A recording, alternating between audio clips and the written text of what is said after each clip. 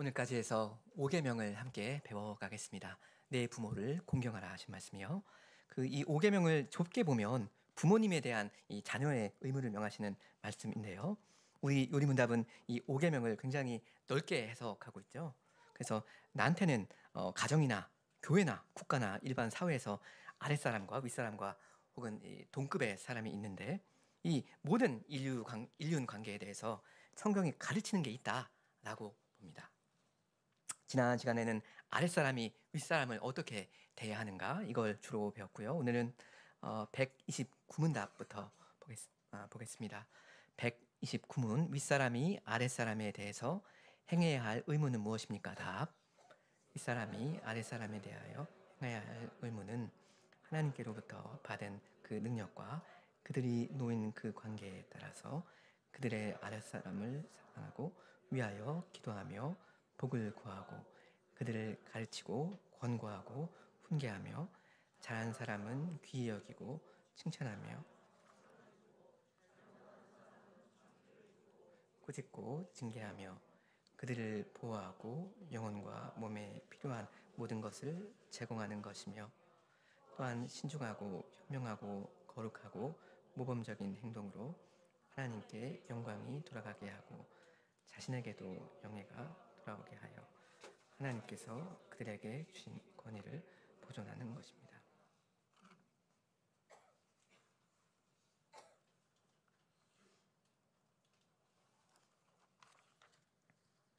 일단 좀 참고로 말씀드립니다. 그 윗사람 아랫사람 이야기잖아요. 여기 답 첫째 줄에 하나님께로부터 받은 그 능력과 그들이 놓인 그 관계에 따라서라고 한단 말입니다.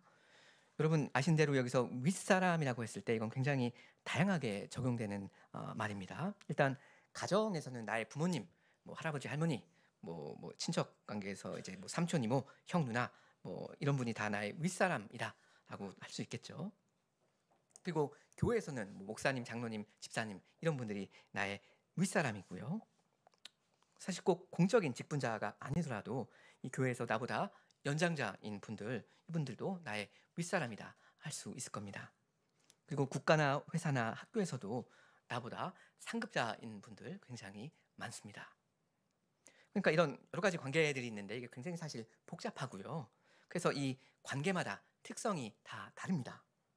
예를 들어서 학교에는 일단 선생님과 그 학생의 관계가 있지 않습니까? 당연히 선생님이 윗사람이고 학생은 아랫사람입니다. 근데 또 학생들 간에 또 관계가 있잖아요. 음, 같은 학년들끼리는 당연히 동급이다 하는 거고요. 나보다 학년이 더 낮은 후배는 내 아랫사람이다 할 수 있잖아요. 그러니까 1학년 학생 입장에서 보면 선생님도 내 윗사람이고 뭐 2학년 선배도 내 윗사람인데요.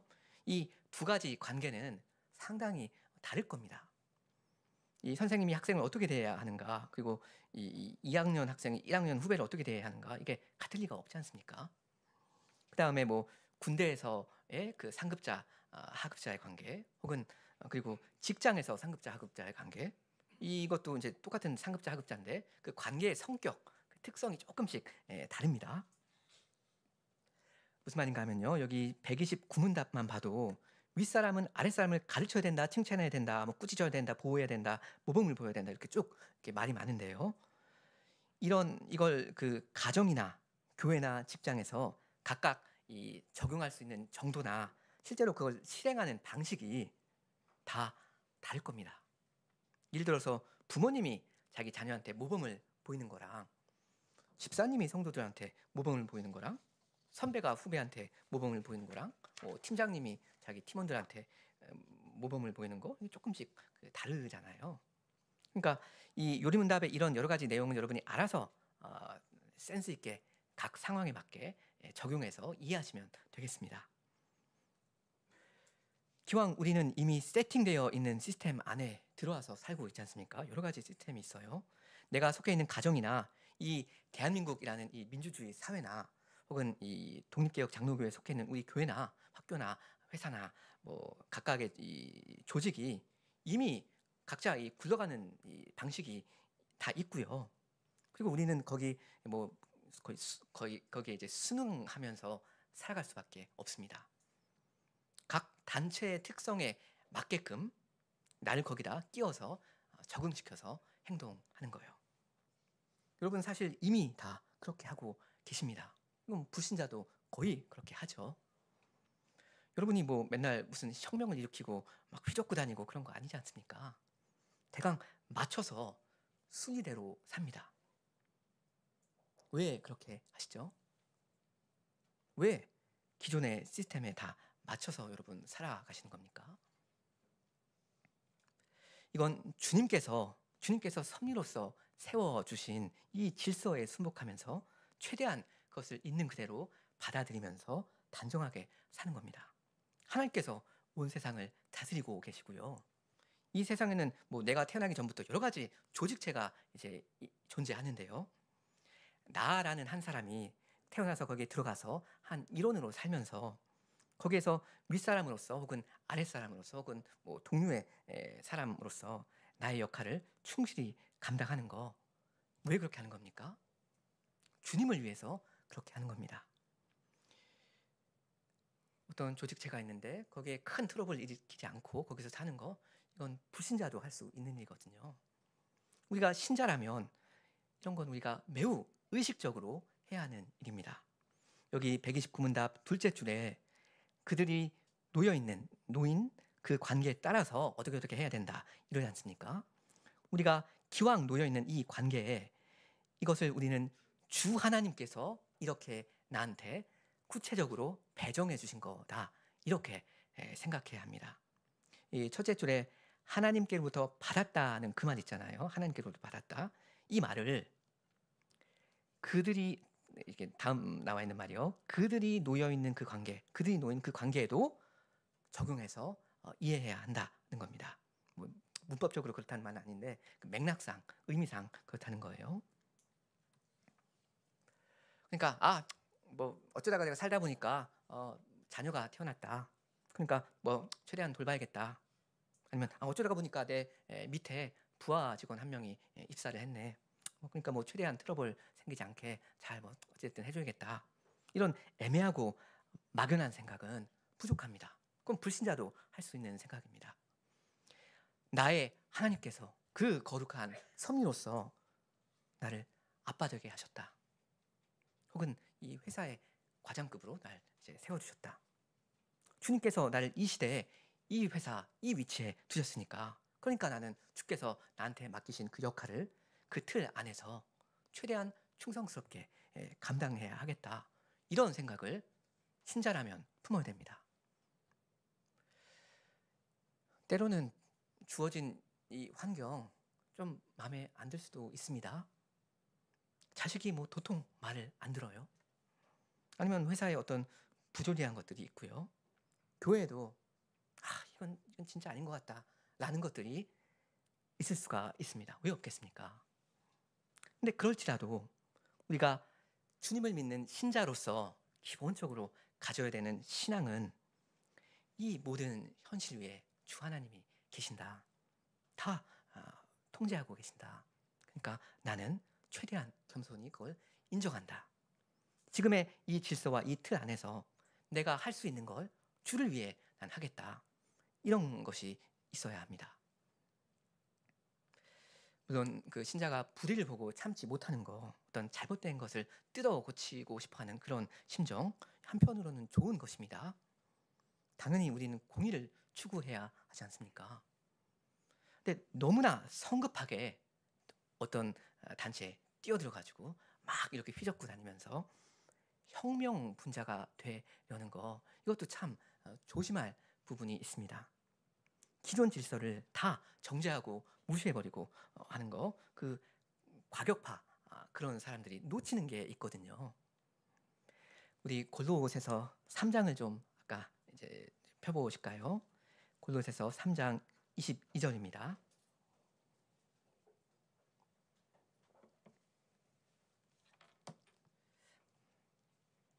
그 여러분 신약 시대에 그 노예 제도가 있었다는 거 대강은 아시죠? 그건 뭐 이상적인 어떤 체제는 아니었을 겁니다. 근데 사도 바울은 혁명을 외치지 않았단 말입니다. 오히려 노예들한테 일단 그 틀 안에서 충성하라 했습니다.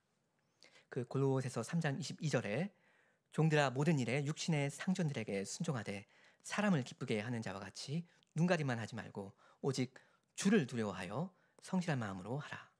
무슨 일을 하든지 마음을 다하여 죽게 하듯 하고 사람에게 하듯 하지 말라 했습니다. 왜 그렇죠? 다음 구절에 이는 기업의 상을 주께 받을 줄 아나니 너희는 주 그리스도를 섬기느니라. 이때 당시 노예들은 어떤 노예들은 굉장히 말할 수 없이 고통스러운 그 아무것도 뭐 소망이 보이지 않는 그런 현실에 갇혀 있었을 텐데요. 그 틀 안에 이제 갇혀 있지 않습니까? 바울은 그 현실에 눈을 두지 않고 주님께 눈을 두라 합니다. 이 불의로 가득한 자기의 이 환경, 이걸 마냥 바라보기보다는 주님을 바라보면서 참으면서 그 주님을 섬기라 한 것입니다. 주님을 바라봐야 하는 건 상전들도 마찬가지죠. 4장 1절에 상전들아 의와 공평을 종들에게 베풀지니 너희에게도 하늘에 상전이 계심을 알지어다 했습니다. 너희가 지금 그러니까 갑의 위치에 올라와 있긴 하지만 그렇다고 해서 그 시스템을 악용하지 말거라, 갑질하지 말아라. 너희 위에 계시는 분을 의식하거라 한 겁니다. 남들이 다 하는 대로 그 시스템에 묻혀서 나도 똑같이 따라하는 거, 이것도 능사가 아니라는 거죠. 특히 권위에 위치해 있는 사람은 더 책임이 크단 말입니다. 혹시는 어떤 잘못된 것을 어느 만큼 개혁할 수도 있을 겁니다. 여기 129문답 둘째 줄에 그 능력이라는 말은 뭐 의미상으로 보면 권위라는 말로 이해하셔도 좋은데요. 하나님께로부터 받은 권위요. 하나님께서 나에게 권위를 부여해 주셨다면 그 권위에 맞는 책임이 당연히 따르거든요. 그 책임을 나는 주 하나님 앞에 집니다. 그러니까 그 권위를 악용하는 대신에 최대한 선용해야 합니다. 기존의 틀을 내가 다 뜯어고치지 못한단 말입니다. 내가 무슨 대통령도 아니고 최대한 주어진 그 틀 안에서 주님의 뜻대로 나에게 주어진 그 권위를 선하게 발휘해야 합니다. 이 신자가 할 일입니다. 자, 요리문답 계속 보시면요. 둘째 줄에 그들의 아랫사람을 사랑하고 위하여 기도하며 복을 구해야 한다 하죠. 그러니까 윗사람이 아랫사람에 대해서 가장 기본적으로 가져야 하는 마음은 사랑입니다. 이 사람들이 정말 잘 되고 행복하기를 진심으로 바라는 그런 마음이지요. 그런 마음이 정말 있다면 아주 자연스럽게 이 사람들을 위해서 수시로 기도하고 복을 구하게 될 겁니다. 여기서 지금 기도한다는 건 나에게 속한 나의 아랫사람을 위해서 기도한다는 말이죠. 어떤 그 불특정 다수, 이 세상 만민을 위해서 기도한다, 그 말은 아닙니다. 주께서 나보고 돌보라고 나에게 맡겨주신 이 사람들한테 주께서 복 주시기를 바라면서 간구해야 한다, 그 말입니다. 그래야 하죠. 한 예로 부모는 자기 자녀에 대해서 매우 구체적인 책임을 집니다. 내 자녀는 길거리에 돌아다니는 저 많은 아이들과는 다릅니다. 왜냐면 얘네들을 그 구체적으로 주께서 나한테 맡기신 적은 없거든요. 그러나 내 스라에 두신 이 자녀들은 하나님께서 나한테 매우 구체적으로 명명백백하게 의탁하신 특별한 사람들입니다. 그러니까 이 자녀들만큼은 주께서 나에게 책임을 물으십니다. 이 귀한 언약의 자녀들을 내가 너한테 맡겼는데 잘 돌보았느냐? 주의 교양과 훈계로 양육하였느냐? 라고 구체적으로 물으실 겁니다. 당연히 다 세상 모든 아이들은 다 귀한 아이들입니다. 그러나 나에게 특별한 아이들이 또 있다는 거죠. 그러니까 주께서 어떤 사람을 나에게 위탁하셨다면 그 사람의 안녕에 대한 특별한 관심과 책임감을 반드시 가져야 합니다. 부모라면 자기 자식에 대해서 쉬지 말고 기도해야 되고요. 회사의 팀장이라면 자기 팀원들의 평안을 위해서 기도해야 되고요. 그 상년 2반 선생님이라면 상년 2반 아이들을 위해서, 학생들을 위해서 기도해야 하고요. 광양교회 장로님들이시라면 광양교회 성도들의 구원과 장성을 위해서 끊임없이 쉬지 않고 구해야 합니다. 여러분, 우리 광양교회 장로님들께서 저기 화원교회나 남부교회 성도들에 대해서 책임을 집니까? 그렇지 않을 겁니다. 어떤 구체적인 의미에서 특정한 책임을 주께서 묻지 않으실 겁니다. 다만 광양교회 모든 교인들에 대해서만큼은 책임을 반드시 물으십니다. 그래서 히브리서 13장에 보면 그들은 너희 영혼을 위하여 경성하기를 자신들이 청산할 자인 것 같이 하느니라 하시거든요. 이 내 피로 산 이 귀한 양들을 내가 너에게 맡겼다. 이 특정한 이 사람들, 이 100몇 명이 되는 이 사람들, 너희 최선을 다해서 성실하게 돌보았느냐? 한번 결산해보자, 따져보자 하실 겁니다. 그러니까 윗사람은 자기 아랫사람에 대한 자기의 책임과 또 자기의 무능을 깨닫는 만큼 간절히 하나님께 구해야 합니다. 그리고 그런 기도를 주께서 들어서 주실 겁니다. 그 다음 요리문답 셋째 줄 끝에요. 그들을 가르치고 권고하고 훈계해야 한다 하죠. 주께서 윗사람한테 시키시는 가장 중요한 일 중에 하나가 바로 가르치는 일입니다. 물론 어떤 사람은 하는 일 자체가 직무 자체가 이미 가르치는 일이죠. 목사나 교수나 이런 분들이요. 근데 꼭 그런 직업이 아니더라도 윗사람은 아랫사람한테 바른 것을 가르치고 바른 길을 가도록 최대한 권해야 합니다. 바른 길을 가르치려면 당연히 바른 길을 알아야겠죠. 아는 것이 먼저 있어야 됩니다. 그러니 공부를 열심히 하셔야 됩니다. 물론 생활에서 일상에서 어떤 경험에서는 인생 공부도 중요하겠고요. 근데 팩트를 정확하게 머리로 알고 있어야 하는 것도 있지 않습니까? 분명히. 그러니까 부모 되신 여러분들, 또 아내를 가르쳐야 하는 남편 되시는 여러분들, 또 훗날에 장로의 직분 얻기를 사모하시는 여러분들, 열심히 부지런히 공부하시기 바랍니다. 다들 바쁘시겠지만 틈틈이 배워 가셔야 됩니다. 스터디 바이블이든 뭐든지 갖다가 뭐라도 좋으니까 좀 씨름을 하고 그러시면 좋겠습니다. 공부라는 게 참 어렵지만요. 피하면 안 되는 겁니다. 모르면 뭐가 안 되잖아요. 계속 꾸준히 뭐라도 다 하시기 바랍니다. 대부분의 사람들은 1년에 자기가 할 수 있는 일을 과대평가하고요. 근데 10년 동안 자기가 할 수 있는 일을 과소평가합니다. 1년 동안 뭘 열심히 한다고 뭐가 당장 쌓이는 게 보이지 않을 수도 있죠. 근데 여러분 10년 동안 매일매일 어떤 우물을 판다고 생각해 보세요. 굉장한 걸 얻으시게 되거든요. 그 다음 233쪽 첫째 줄이요.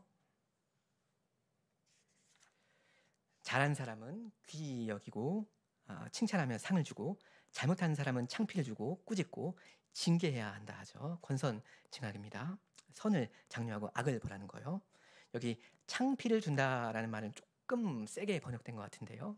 틀린 말은 아닙니다. 부끄럽게 해야 한다는 말인데요. 하여간 권선징악 굉장히 윗사람으로서 중요하게 해야 할 일입니다. 근데 우리는 권선 부분에 대해서는 굉장히 익숙한데요. 징악 부분은 좀 꺼려하는 것 같습니다. 아랫사람의 잘못을 꾸짖는 일, 이건 거의 유치원생들한테나 할 수 있는 일이라고 생각하는 것 같아요. 어떤 아랫사람이 뭘 크게 잘못하고 있는데도 그럴 수 있지. 우리가 다 죄인들인데 하면서 그냥 계속 모든 걸 넘어가 버립니다. 그게 편하니까요. 근데 그게 성경을 보면 그렇지는 않습니다. 특히 목회 서신을 디모데 전후서, 디도서를 여러분 한번 보세요. 얼마나 이 꾸짖는 이야기가 많이 나오는가. 디도서 1장에는 예를 들어서 디도서 1장에는 그러므로 내가 그들을 엄히 꾸짖으라 했습니다. 이 목회자, 이 장로가 해야 하는 중요한 책무 가운데 하나가 이 꾸짖는 일입니다. 그거 잘못입니다. 그렇게 하지 마십시오. 그 가정이나 그 직장뿐만 아니라 교회에서도 이 윗사람이 아랫사람의 잘못을 때때로 지적하고 바로 잡는 건 사실 있어야 하는 일입니다.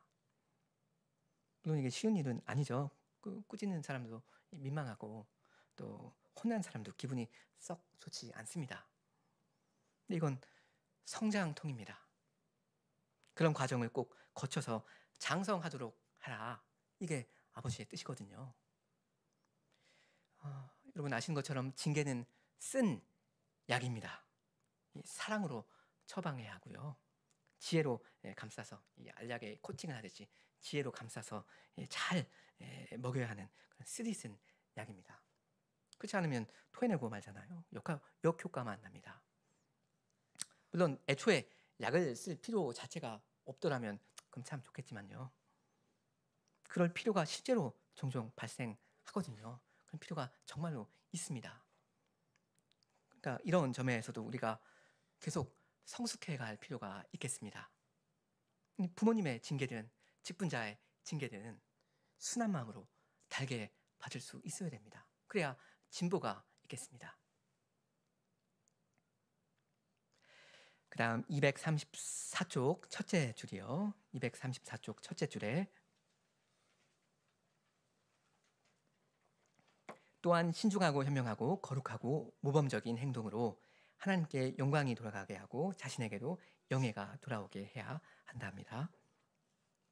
아랫사람한테 지식과 어떤 원칙을 말로 가르치는 것도 중요하지만 먼저 모범을 보여줘야 한다는 거, 그게 사실은 깔려 있어야 한다는 거 여러분 너무나 잘 아십니다.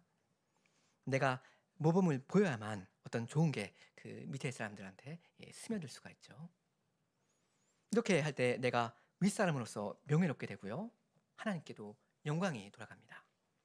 내가 부모로서 혹은 직장 상사로서 혹은 선생님으로서 존중뿐만이 아니라 존경을 자연스럽게 받고 있어야만 주께서 이 세워놓으신 이 상하, 이 질서 체계가 주님의 뜻대로 이 원활하게 선하게 작동합니다.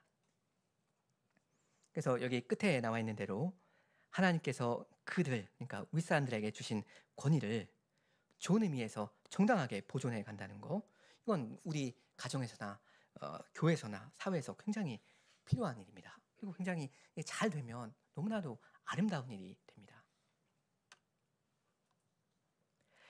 자, 이제 130문답입니다. 130문, 윗사람의 죄는 무엇입니까? 답. 윗사람의 죄는 그들에게 요구되는 의무들을 소홀히 하는 것 이외에 자기의 것이나 자기 자신의 영광, 편안함, 이익 혹은 쾌락을 과도하게 구하는 것이고, 불법한 일이나 아랫사람의 능력이 미치지 못하는 일을 행하라고 명하는 것이며, 악한 일에서 아랫사람과 의논하고 격려하며 호의를 보이는 것, 선한 일에서 아랫사람을 말리고 낙심시키거나 창피를 주는 것, 정당하지 않게 징계를 하는 것과 시험과 부주의하게 노출시키거나 방치하는 것, 그들을 노엽게 하는 것, 혹은 부정당하고 경솔하고 가혹하고 게으른 행동으로 스스로를 수치스럽게 하거나 자신의 권위를 깎아내리는 것입니다. 보시다시피 내용이 아까 그 129문답과 상당히 중복되기도 해서요. 간단히만 봅니다. 이 답의 둘째 줄 보시면 한마디로 갑질하지 말라는 겁니다. 자기의 것이나 자기 자신의 영광, 편안함, 이익 혹은 쾌락을 과도하게 구하는 거예요. 그걸 그 자기 밑에 사람으로부터 끄집어 내려는 거예요. 그 윗사람의 위치를 갑이라고 좀 표현을 해도 된다면, 주께서 나를 어떤 갑의 위치에 두셨다면 실제로 그렇지 않습니까? 사실 그 위치에서 굉장히 긴장할 필요가 있습니다. 왜냐면 이건 위험한 자리니까 그렇습니다. 이 나의 이 옛사람의 특성, 이 나의 더러운 죄성이 툭툭 튀어나오기가 안성맞춤인 그런 자리거든요. 이 권력이라는 건 그리고 술과 같아서 취하기가 쉽습니다. 그냥 밑에 사람을 한없이 하찮게 여기고 그러면서 그 사람을 함부로 막대하고 그러면서도 그걸 정당화합니다. 니는 밑에 사람이잖아. 내가 얘를 어떻게 가지고 놀든 얘는 찍소리 못한다. 내가 대장이다. 이러면서 이 고귀한 인간을 나의 어떤 유익을 위해서 어떤 도구처럼 이용합니다. 내 무릎을 꿇고 이 사람의 발을 씻겨줄 그런 마음 없습니다. 내 앞에 꿇어라 하면서 그 상황을 즐깁니다. 이렇게 갑질하는 사람은 그 아랫사람에 대해서 그 범죄하는 거고요. 그리고 하나님께 대해서 범죄하는 거죠. 그 다음 234쪽 제일 아랫줄이요. 불법한 일이나 아랫사람의 능력이 미치지 못하는 일을 행하라고 명하는 것을 정죄하고 있습니다. 불법한 일을 명한 경우가 각주 712번에 나오는데요. 그 사도행전 4장이요. 이 공회 사람들이 하는 말인데 제가 읽습니다. 이것이 즉 예수님에 대한 이야기가 민간에 더 퍼지지 못하게 저희를 즉 예수님의 제자들을 위협하여 이후에는 이 이름 예수님의 이름으로 아무 사람에게도 말하지 말게 하자고 그들 불러 경계하여 도무지 예수의 이름으로 말하지도 말고 가르치지도 말라 하죠. 그 부활하신 그리스도의 이름을 만천하에 전파하는 거 이건 주께서 제자들에게 명하신 지상명령인데요. 그걸 하지 말라 합니다. 너무나도 어이없는 일이죠. 너무 참 악한 일입니다. 주께서 명백히 시키신 일을 감히 자기가 뭔데 금하는 거예요. 불법입니다. 정신 나간 짓입니다. 상급자가 이렇게 부당하게 어떤 인위적인 권위로 나를 누르고 압박할 때 위협할 때 내가 믿음이 없거나 연약하면 버티지 못하고 예 하면서 그대로 따르기 일수인데요. 사람들한테 이해하면서 주님께는 아니요 하는 거예요. 여러분은 그러시면 안 되죠. 그 사도들도 그렇게 하지 않았습니다. 그래서 바로 다음 구절에 보면 베드로와 요한이 대답하여 이르되 하나님 앞에서 너희의 말을 듣는 것이 하나님의 말씀을 듣는 것보다 옳은가 판단하라. 니들이 한번 생각해보라 하는 거예요. 우리는 보고 들은 것을 말하지 아니할 수 없다. 이렇게 딱 이 사도들은 선을 긋습니다. 아주 선명하게 이건 아니다 하면서 선을 그어요. 주님의 말씀을 믿고 따릅니다. 신앙의 모험을 했습니다. 우리도 그래야 됩니다. 아닌 건 아닌 겁니다. 그 다음 235쪽 셋째 줄이요. 정당하지 않게 징계를 하는 걸 지금 지적하고 있고요. 그 다음에 236쪽 첫째 줄은 그들 아랫사람을 노엽게 하는 걸 정죄하지 않습니까? 부당한 징계나 과도한 징계는 이 반발심, 분노만 낳게 마련이죠. 그러니까 징계라는 건 필요할 때만 간간히 내려져야 하고요.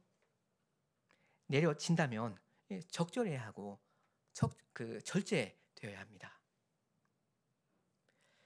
그리고 여기 아랫사람을 노엽게 하는 것 중에 하나는 그 사람이 도저히 감당할 수 없는 짐을 지우는 거죠. 유치원생한테 미분과 적분하라고 시키고 틀리면 때리고 그러면 안 되죠. 그 사람의 지금 형편과 지금 수준을 동정적으로 감안해 주는 게 있어야 됩니다. 그가 지금 있는 그 자리에서 그를 사랑하고 거기에서 그를 만나줘야 합니다. 거기에서 한 걸음을 앞으로 내딛도록 도와줘야 합니다. 이게 주님이 일하는 방식이지 않습니까? 오늘 열왕기상 본문에서도 그걸 봤습니다. 이제 윗사람의 의문은 이만큼 봤고요. 131문 답을 봅니다. 131문 동류 사이의 의문은 무엇입니까? 답. 동류 사이의 의문은 서로 상대방의 존엄과 가치를 인정하여 존경하기를 서로 먼저 하며 상대의 은사와 진보를 자기의 것처럼 즐거워하는 것입니다. 여기서 동류라는 건 동등한 위치에 있는 사람들을 말하는 거죠. 뭐 같은 나이나 같은 학년에 있는 그런 사람들이요. 물론 나와 저 사람이 이 요리문답이 말하는 동류가 맞냐 하는 문제는 좀 해석의 여지가 있을 수는 있습니다. 예를 들어서 우리 교회에 나이 25 먹은 청년이 있고 26 먹은 청년이 있습니다. 동료인가요?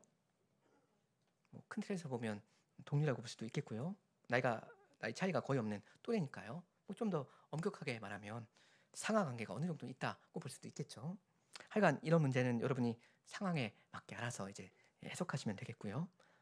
어쨌든 이 요리문답이 말하는 동류라는 건 이들의 어떤 사회적인 위치 혹은 지위가 동등하다 하는 말입니다. 사회적인 위치요. 위치가 동등하다 해서 이 사람의 인격의 수준이나 어떤 실력이 다 같다 이런 말은 당연히 아니죠. 둘 다 똑같은 이 고3 학생인데 한 명은 다른 사람보다 훨씬 더 이 수학 문제를 잘 풀 수가 있습니다. 어떤 경우는 이 고3 학생이 이 수학 선생님보다 더 뭐 잘할 수도 있겠죠. 어쨌든 사람들 간에 이럴 때 좋지 않은 감정이 자연 발생하기가 쉽단 말입니다. 죄인인 관계로. 뭘 잘하는 사람은 우월감에 사로잡혀서 다른 사람을 마음속에서 마냥 깔보고요. 좀 뒤떨어지는 사람은, 부족한 사람은 시기심에 불타서 저 사람을 미워하고 저주하고 그렇습니다. 그럼 안 된다 하죠. 요리문답은 상대의 은사와 진보를 자기의 것처럼 즐거워해야 한다 합니다. 이웃을 나 자신처럼 사랑해야 되고요. 그래서 남이 잘 되는 거, 나보다 잘 되는 걸 보고 진심으로 기뻐해 줄 수 있어야 됩니다. 여러분 이게 사람으로서 가능한 일입니까? 어떤 친구가 한테 좋은 일이 생겼을 때 좋아요 박수는 쳐주는데 그 마음에 어떤 더러운 것이 움직이지 않습니까? 진심으로 저 사람의 유익을 구하는 거, 저 사람이 나보다 잘 될 때 정말 기뻐해 줄 수 있는 거, 사람으로서는 불가능한 일입니다. 성신께서 그 일을 하십니다. 그런 사회를 주께서 이루어 가십니다. 교회죠. 경쟁을 한다면 여기 보면 존경하기를 서로 먼저 합니다. 내가 먼저 널 존경해 줄 거야. 내가 널 먼저 높여 줄 거야. 이 경쟁 하나는 합니다. 자, 132문답입니다. 132문 동료 사이의 죄는 무엇입니까? 답. 동료 사이의 죄는 그에게 요구되는 의무를 소홀히 하는 것 이외에 그 가치를 깎아내리고 은사들을 시기하며 상대의 진보나 번영을 유감으로 여기고 서로 으뜸되는 자리를 차지하려고 하는 것입니다. 여기 끝에 서로 으뜸되는 자리를 차지하려고 한다 하잖아요. 내가 저 사람을 밟고 기어이 그 위에 올라가 서야겠다 하는 겁니다. 어떤 사람이 다른 사람보다 더 높은 위치에 있는 거, 이건 애초부터 아예 그냥 처음부터 물리적으로 그렇게 고정되는 경우도 있고요. 부모 관계처럼요. 다른 방식도 있겠죠. 예를 들면 누가 선거에서 어느 날 갑자기 당선되어서 광양 시장이 된다 이런 거요. 정치인이 되고 그러는 거요. 이런 일도 있을 수가 있는데 이런 것은 그 사심 없이 자연스럽게 정당한 질서를 따라 이루어지면 됩니다. 여기 요리문답이 이 동료 사이에 있는 죄를 이야기하면서 뭘 중요하게 이야기하는지를 좀 주목해 보시면 좋겠습니다. 시기심을 이야기하죠. 대강 보면 우리는 나와 동급인 사람에 대해서 특별히 더 시기심을 느끼는 것 같습니다. 그러니까 저 위에 사람은 잘 되든 못 되든 나랑 별 상관없고 저 나보다 밑에 사람은 잘 되든 못 되든 그런가 보다 하는데 나와 동급인 사람들 있지 않습니까? 나이든 학년이든 뭐가 됐든지 간에 근데 저 사람이 잘 되면 그게 굉장히 나한테 이제 민감한 것이 되어버립니다.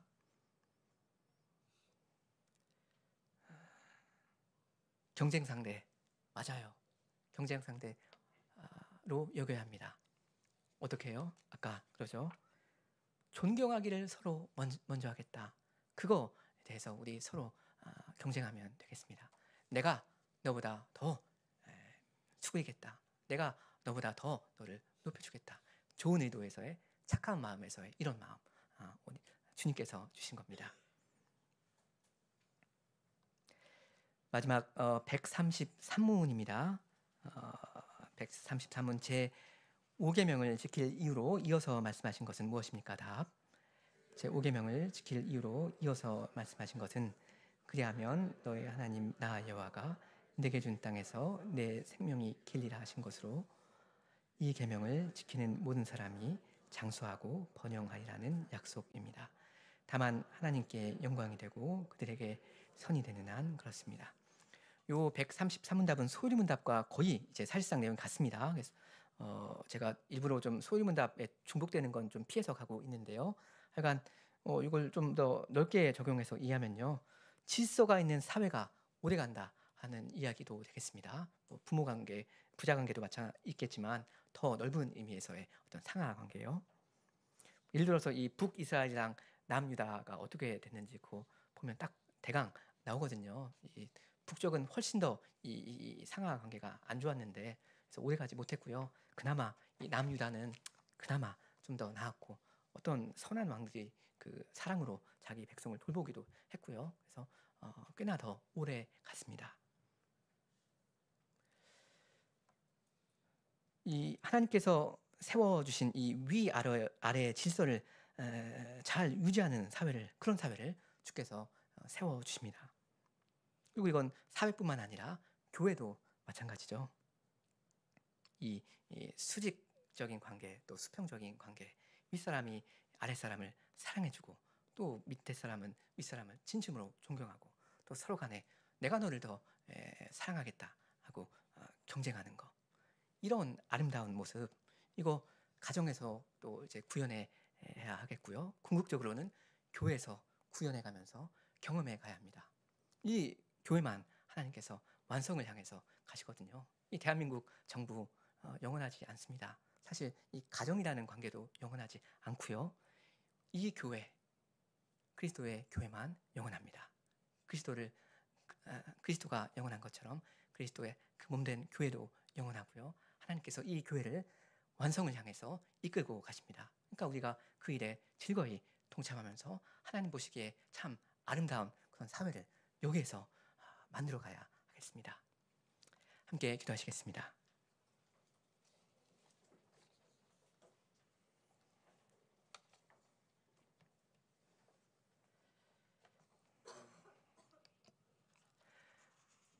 주님, 저희는 다 죄인이어서 겸손한 마음이 없사오며 다른 사람 위에 올라가기를 잘하는 그런 자들이오나 서로 으뜸되는 자리를 차지하기에 바쁜 그러한 자들이오나 주님께서 그리스도의 그 겸손한 마음을 저에게 주실 때 저희가 기존에 없었던 마음을 품게 되오며 어떻게 하면 내가 저 형제를 저 귀한 자매를 섬길 수 있을까 하는 고민을 품게 되겠사옵니다. 그러한 사회를 그러한 질서를 저희가 이 교회에서 점점 더 맛보기를 원하며 이러한 교회가 하나님께 모든 영광을 돌리며 하나님 아버지께서 바라시며 완성하시는 그 아름다운 사회의 모습을 주께서 과연 이 교회에서 발견하시기를 원합니다. 예수님의 이름으로 기도합니다. 아멘.